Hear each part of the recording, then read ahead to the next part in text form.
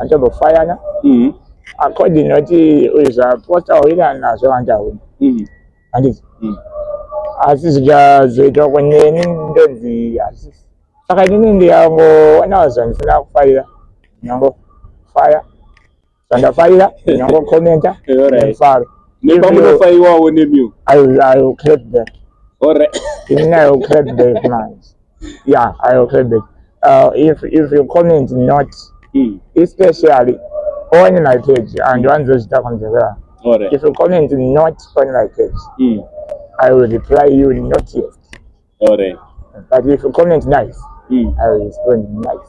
Alright. Yeah, those are great. Masamba SM now.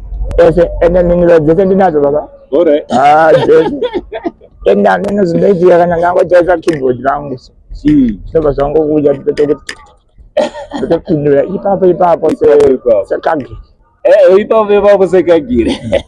Alright, aiwa, that's wonderful.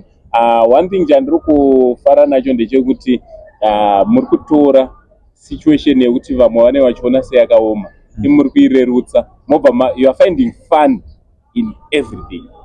Yes, everything, especially things that you cannot change.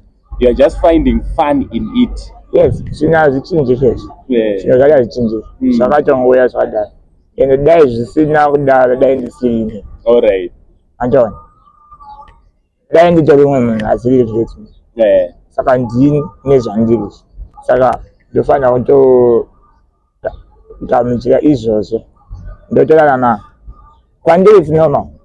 Saka ifanda ukuthi manje na kufunga ukuthi ya modza izvi achavadzi vankomana.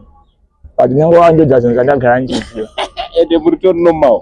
Saka zvitoro ndi azvirwadze zvamunhu. Azvirwadze kwandiri because it's normal kwandiri. It's normal because yo ngazondi tiyo ngandivadzisa kuti ndosaka uchitakurwa uchiperedza hoteleti. Ini chitoziva kana ndadaenda hoteleti ndichadedza munhu ndiperekedza. Saka munhu wandisingazive ndatonoti zvotodhakwa panapa ndatoomberwa. Ndotongoti sei tichawa ndibatsiro ndidaenda ndatobai. Saka hazvisi zvinhu zvoti ukandiudza zvinorwadza. Ndozva ndotozviita zvinotoita kwandiri everyday. It's normal to me.